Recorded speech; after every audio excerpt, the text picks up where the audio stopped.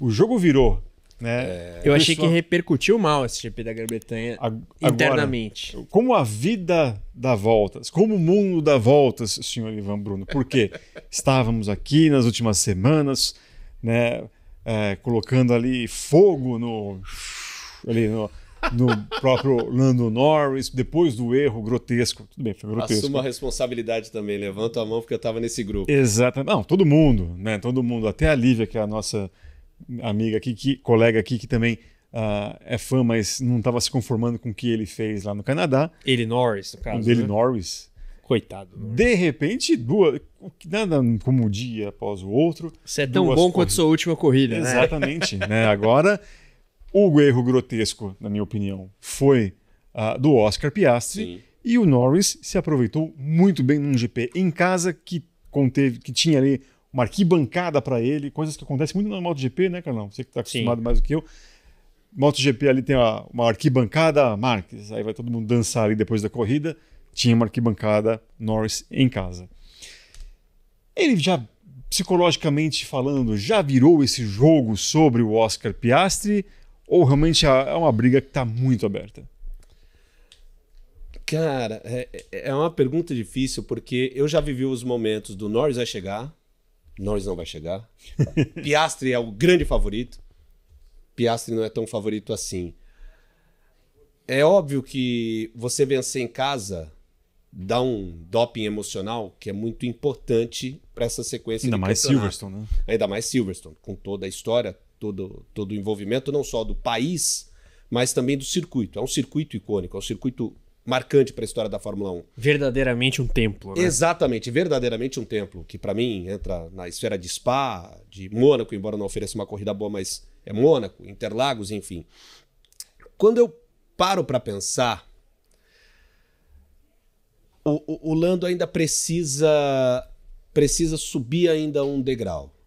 Ele precisa aproveitar este bom momento que ele está tendo com os resultados para chegar bem, pelo menos na passagem de férias ali do mês ali do verão europeu, para conseguir virar a chave, para conseguir mudar. Eu ainda tenho uma certa cautela com o Norris, embora reconheça os bons resultados dele, mas ainda coloco o Piastri como favorito. Tá.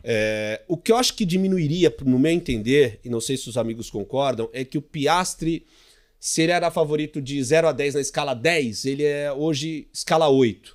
Mas isso, para mim, não traz que o Norris é o grande rival ainda dele.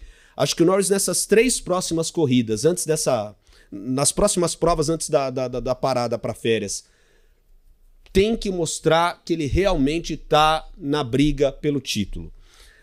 Mostra que o Piastri sentiu. Eu não sei se o Piastri sentiu ou se é um duelo Piastri meio Verstappen para mostrar quem é o cara que joga duro. Porque você fala da bobagem que o Piastri cometeu. Eu vi mais cedo uma matéria da The Race comparando a redução de velocidade dos dois, Piastri e Russell. Porque muita gente fala, mas o Russell aconteceu uma coisa e o Piastri aconteceu outra. Piastri reduz de 200 e lá vai fumaça para 50 km por hora. O Russell tira 60 km por hora. E há um outro contexto que acho que o Felipe destacou no pós-corrida com vocês, que é a situação do asfalto. O asfalto com o Russell não está molhado, não está no pós-chuva. Tanto que o erro que dá que o Verstappen roda é justamente isso. Ele pega uma parte molhada da pista, o pneu não traciona legal, ele pega a roda e vai embora e praticamente perde a corrida. Uhum. Então, acho que esse agravante para o Piastri mostra que ele está sentindo uma certa pressão, primeiro de mostrar serviço para o Verstappen e num segundo momento para o Norris. Mas, para tentar resumir, que me alonguei demais, não. O Norris acho que ainda precisa mostrar nessas últimas corridas, antes das férias, que ele realmente é esse cara mais maduro.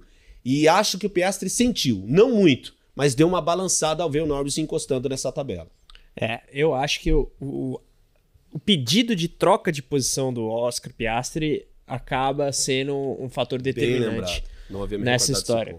Porque, assim, se a corrida tivesse terminado normalmente, né, houve até ali em um dado momento uma dúvida sobre se a McLaren iria protestar da penalidade ao Piastri, né, o que seria, obviamente, favorável ao australiano, e seria, de certa forma, a McLaren trabalhando contra o Norris, porque ele que era da vitória. fim das contas isso não aconteceu.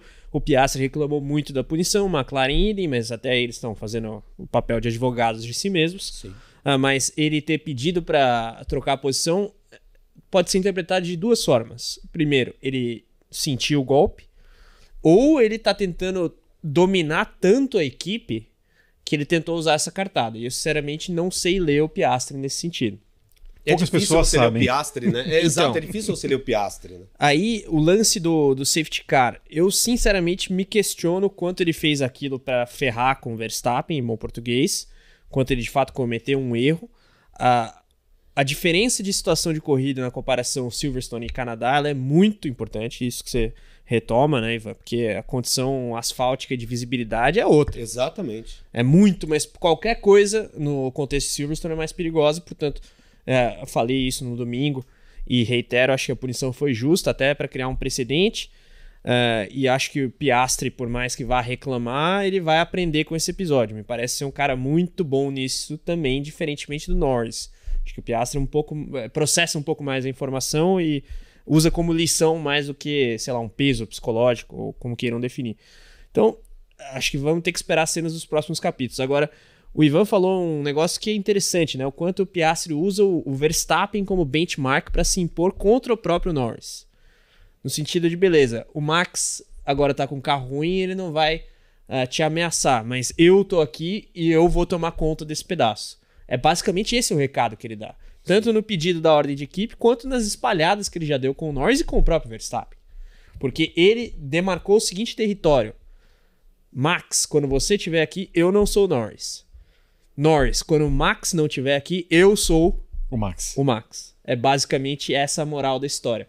Agora, ele cometeu um erro, não sei se maliciosamente tentou fazer aquilo para cavar ali alguma coisa pro Verstappen. Acho que não, até porque o Verstappen pós-Áustria já aspiraram aqueles pontos que ele estava na Berlinda, né? Acho que ele cometeu um erro mesmo.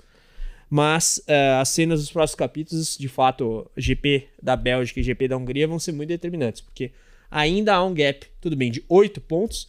Se quiser até pegar aí a tabela, Eric, mas a vantagem matemática ainda está com o Piastri. Sim. E a gente não vê essa vulnerabilidade no Piastri que muitas vezes vimos no Norris. Não à toa, o Ivan diminuiu o grau de favoritismo do Piastri de 10 para 8, não de 10 para 6.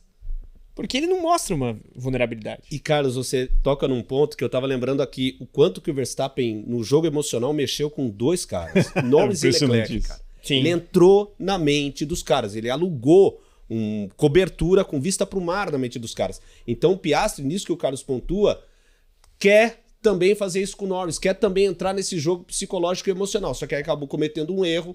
Que é do jogo. Exato, que faz parte... Que o Verstappen já cometeu tantos. Sim, que faz parte de qualquer jogo, gente. Você tá praticando esporte, a partir do momento que você impõe sua tática, pode dar certo ou pode não dar.